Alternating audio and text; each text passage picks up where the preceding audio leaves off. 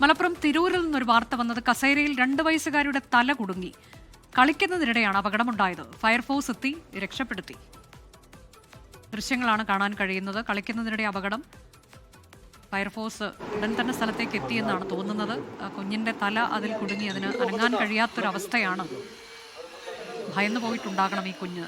സ്വാഭാവികമായും ഒരു കുഴപ്പമൊന്നുമില്ല എന്നുള്ളതാണ് ആശ്വാസകരമായ കാര്യം. ഇന്ന് ഉച്ചയ്ക്ക് 12 മണിയോട് കൂടിയാണ് ഈ സംഭവം നടക്കുന്നത്. തിരൂർ നഗരസഭയിലെ 1-ാം ഡിവിഷനിൽ പപ്പടക്കര എന്ന് പറയുന്ന സ്ഥലത്ത് യാഷിക്കിന്റെ മകൾ ഹൈറ എന്ന് പറയുന്ന 2 വയസ്സുകാരിക്കാണ് ഈ സംഭവം ഉണ്ടായിരിക്കുന്നത്. വീട്ടിലെ ഒരു പ്രത്യേകതരം ചെയർ ഉണ്ടായിരുന്നു. ആ ചെയറിന്റെ അടിഭാഗത്തുണ്ടായിരുന്ന ഈ റിങ്ങിൽ കുട്ടി കളിക്കുന്നതിനിടയിൽ തല കുടുങ്ങുകയായിരുന്നു. വീട്ടുകാർ ഏറെ നേരം ശ്രമിച്ചെങ്കിലും കുഞ്ഞിനെ പുറത്തെടുക്കാൻ കഴിഞ്ഞില്ല എന്നുള്ളതാണ്. ആക്സോ ബ്ലേഡ് ഉപയോഗിച്ച് കട്ട് ചെയ്യാനൊക്കെ വീട്ടുകാർ ശ്രമിച്ചെങ്കിലും നടന്നില്ല എന്നുള്ളതാണ്.